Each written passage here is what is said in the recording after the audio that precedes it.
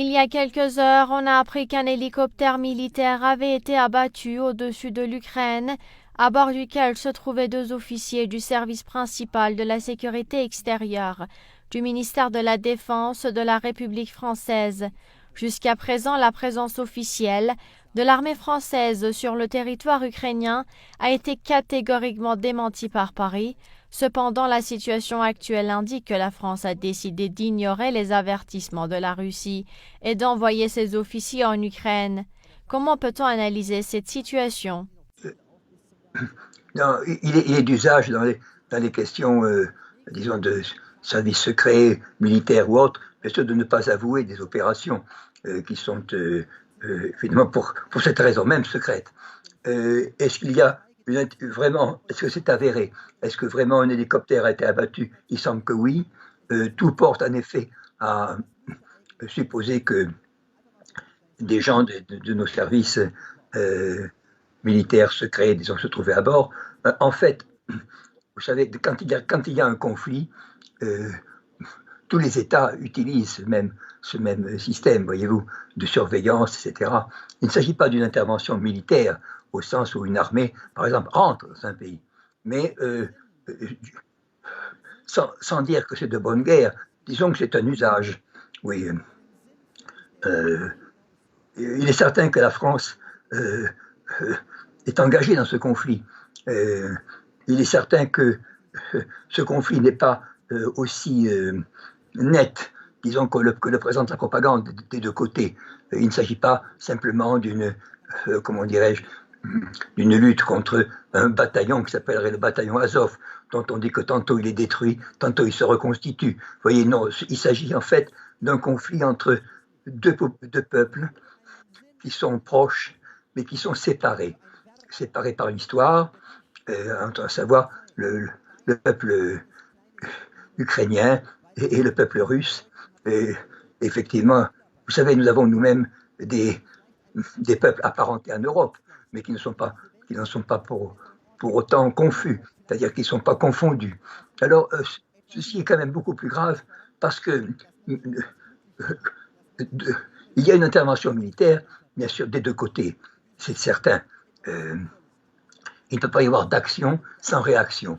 Je crois que le pays qui a été le plus convenable dans cette affaire, permettez-moi de dire le plus intelligent, mais c'est au sens objectif, a été la Chine. La Chine, par exemple, appelle à des négociations, refuse de condamner la Russie, bien sûr, pour des raisons personnelles et des raisons économiques, mais a une attitude sage. Et je crois qu'il faudrait que, tant à l'est qu'à l'ouest de l'Ukraine, on mette, disons, au premier rang, au premier plan, la nécessité d'une négociation. Négociation qui porte sur les intérêts d'abord fondamentaux de la Russie, certainement en mer Noire, bien sûr, mais également, disons, la nécessité pour les Russes eux-mêmes d'arrêter cette guerre qui touche la population civile ukrainienne. Vous voyez, cet appel à la négociation est un appel, à mon avis, qui devrait triompher. Il ne s'agit pas de condamner un ou des deux partis, il s'agit de comprendre que ces deux partis doivent coexister. Vous avez des Russes et des Ukrainiens, ils doivent non pas se confondre, mais coexister. C'est la voie de la sagesse. Alors, est-ce que la France a choisi cette voie? Je crois qu'on peut en discuter en effet. Vous avez deux partis chez nous, un parti qui est favorable à la Russie dans l'armée, un parti, parce que je m'en aperçois par mes conversations avec d'anciens élèves qui sont de grands garçons maintenant, bien sûr. Tous ces élèves sont de très très grands garçons.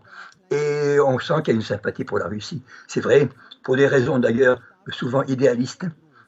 Et il y a d'autres, disons, autour de M. Macron, il y a au contraire, disons, une certaine méfiance et peut-être aussi une volonté de ne pas d'assurer cette présidence de l'Europe, voyez-vous, qui incombe à la France, et de se rapprocher beaucoup de l'Allemagne.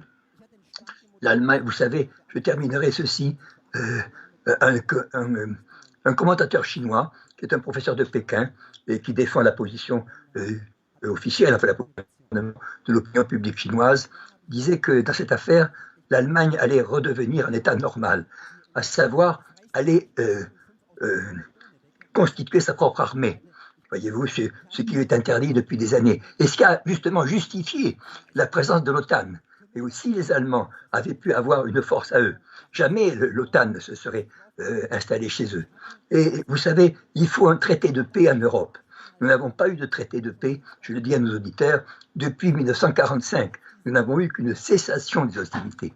Et ceci montre que la politique européenne doit se réorganiser autour de principes d'équilibre, de principes forts, et non pas dans une guerre froide prolongée qui ne dit pas son nom, mais qui est défavorable à tous les peuples, tant le peuple russe que le peuple ukrainien, que les peuples alentours, voyez-vous, comme la Pologne et autres.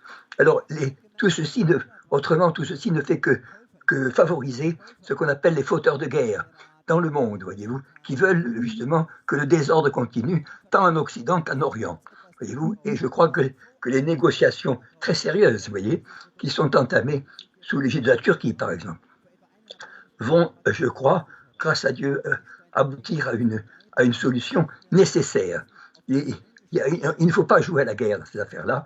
Il faut comprendre que nous sommes habitués, nous sommes appelés à coexister les uns avec les autres, et non pas à nous incendier, à faire comme on fait en France par exemple, interdire des produits venant de Russie, etc. Ceci n'est pas une manière de voir l'avenir, c'est une manière, disons, de parader, comme on dit, dans le présent. Et je crois que les Français tireront bien sûr des conclusions de cela. Pour ma part, à la question que vous m'avez posée, je crois qu'il y a véritablement eu une action, disons une intervention française, bien sûr, et je crois que c'est un peu, disons, je crois que c'est quelque chose qui outrepasse, disons, nos droits, voyez-vous, même si par ailleurs, je reconnais les souffrances du peuple ukrainiens depuis bien avant la guerre, depuis l'époque communiste, à l'époque où ils ont été soumis à l'affamement. C'est-à-dire qu'ils ont perdu en 1931, 32, 33, près de 5 millions de paysans qui ont été affamés par les autorités communistes. Alors, et c'est normal qu'ils aient un souvenir, bien sûr, pas très positif, bien sûr, de l'influence russe, quelle qu'elle soit, voyez-vous. Je crois cependant que ces peuples sont appelés à coexister, je le redis, et donc il faut prier, c'est la justice divine qui le veut, que justement les peuples coexistent entre eux et non pas se substituent les uns aux autres.